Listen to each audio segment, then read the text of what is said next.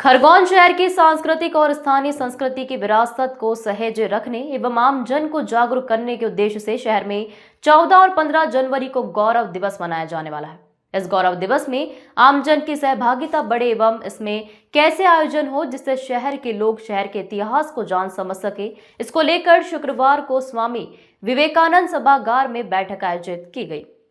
आपको बता दें, इसमें शहर के प्रबुद्ध जनों के सुझाव भी मांगे गए। बैठक में सभी ने एक मत होकर कार्यक्रमों की थीम हाल ही में ब्रह्मलीन हुए संत श्री सियाराम बाबा को श्रद्धांजलि एवं उन्हें समर्पित होने का सुझाव रखा।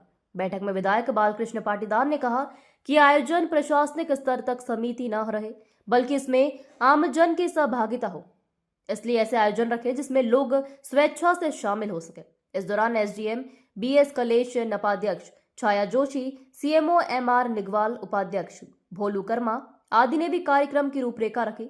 इस दौरान कुंदा सफाई का मुद्दा भी उठा, जिस पर विधायक ने कहा कुंदा सौंदर्यीकरण के हर संभव प्रयास किए जा रहे हैं। वर्तमान में कुंदा में पर्याप्त पानी है जिससे जलकुंभी की समस्या दूर हो रही है और कुंदा में नौका विहार की व्यवस्था की भी बैठक है। बैठक में प्रबुद्ध जनों ने अपने सुझाव रखे। परिवेश में जिन लोगों ने पत्रकारिता आदि क्षेत्र में अंतर्राष्ट्रीय ख्याति प्राप्त की है, वो विषय जब अंतर्राष्ट्रीय पटल पर जाता है तब उसमें निवासी का नाम आता है और उस निवासी के नाम पर खरगोन लिखा रहता है तो खरगोन की पूरी जनता गौरवान्वित होती है उस व्यक्ति के। बहुत बढ़िया बहुत बढ़िया। और मेरा आपसे निवेदन है कि वहां पर न तो गंदगी देखी जाती है और न ही वहां की स्थानीय स्थिति देखी जाती है। देखा जाता है उसका टैलेंट, उसकी सांस्कृतिक परिवेश। ताजमहल हम देखने जाते हैं तो हम आगरा की गंदगी को नहीं देखते हैं। यदि हम काशी के आरती में जाते हैं तो काशी की गंदगी नहीं देखते हैं। हम जिस स्थान पर भी जाते हैं तो उस गौरव को देखते हैं। तो मेरा आपसे निवेदन है कि खरगोन की सांस्कृतिक परिवेश, यदि खरगोन में कोई चीजें हैं तो खरगोन का किला अपने आप में बहुत बड़ी सांस्कृतिक परिवेश है।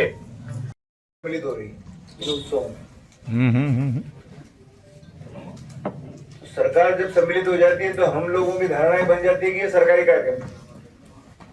अब ये गौरव दिवस हमारे नवग्रह मंदिर को इसका पर्व दिवस होकर के इसके लिए इसको योजना में सम्मिलित किया है। तो इसमें जब तक पूरा समाज नहीं सम्मिलित होता तब ये उत्सव कैसा। अब जैसे नगर पालिका के सारा अमला ये सब हो गए सम्मिलित, हम चले गए जनप्रतिनिधि, पत्रकार हो गए, तो ये तो उत्सव नहीं हुआ। तो पिछले वर्ष भी देखा हमने, तो बस यही लोग थे। अभी मकर संक्रांति का जो पर्व है ये खरगोन नगर का गौरव दिवस का दिन भी है।